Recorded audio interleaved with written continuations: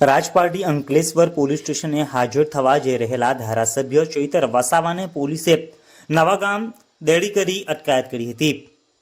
અગાઉ રાજપારડી અને અંકલેશ્વર પોલીસ મથકે થયેલ એફઆઈઆરને લઈને ધારાસભ્ય ચૈતર વસાવા હાજર થવા જતા નર્મદા પોલીસ દ્વારા તેઓને રસ્તામાં અટકાવવામાં આવ્યા હતા। રાજપારડી અંકલેશ્વર પોલીસ સ્ટેશને હાજર થવા જઈ રહેલા આમ આદમી પાર્ટીના ધારાસભ્યને પોલીસે અટકાયત કરી હતી। અગાઉ પણ રાજપારડી અને અંકલેશ્વર પોલીસ મથકે થયેલ એફઆઈઆરને લઈ ધારાસભ્ય ચૈતર વસાવા હાજર થવા જતા નર્મદા પોલીસ દ્વારા તેઓને રસ્તામાં અટકાવવામાં આવ્યા હતા। ખુદ ત્યાંના પીઆઈ અને પીએસઆઈ પોતે અરજદાર બને છે, તો એવી તો શું પોલીસની મજબૂરી થઈ ગઈ કે પોતે અરજદાર બને છે ભાઈ ધારાસભ્ય પર।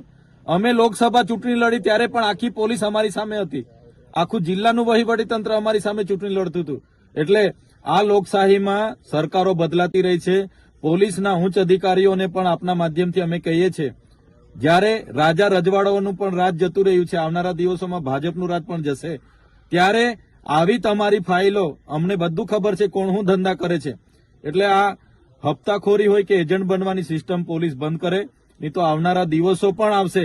પોલીસ અધિકારીઓ ઉચ્ચ અધિકારી રિટાયર થઈને ઘરે બેઠા હશે ને, ત્યાંથી પણ ફાઇલો ખુલશે ને ત્યાંથી પણ કોર્ટ કચેરીમાં ફરતા કરી દઈશું। એટલે અમે કહેવા માંગીએ છીએ, એક ધારાસભ્યના ઘરે રાત્રે પોલીસ મૂકી દે, ભયનો માહોલ પેદા કરે, તો શું અમારા અધિકારો નથી, અમારો અવાજ નથી? એટલે આ ભાજપના રાજ્યમાં તાનાશાહી એટલા હદે ચાલે છે। અંગ્રેજો વખતે પણ જે આપણા સ્વતંત્ર સેનાનીઓએ પદયાત્રાઓ કરી હતી, પગપાળા યાત્રાઓ કરી હતી, આંદોલનો કર્યા હતા, ત્યારે પણ આવી એફઆઈઆરો નથી થઈ। અમે શાંતિપૂર્ણ પદયાત્રા કરીને અમારા પર એફઆઈઆરો કરી છે। એટલે જનતા જોગ પણ કહેવા માંગીએ છીએ કે જાગવું પડશે। આજે અમારા પર છે, કાલે તમારો પણ વાળો આવે છે, પણ અમે ડરવાના નથી, અમે લડવાના છે।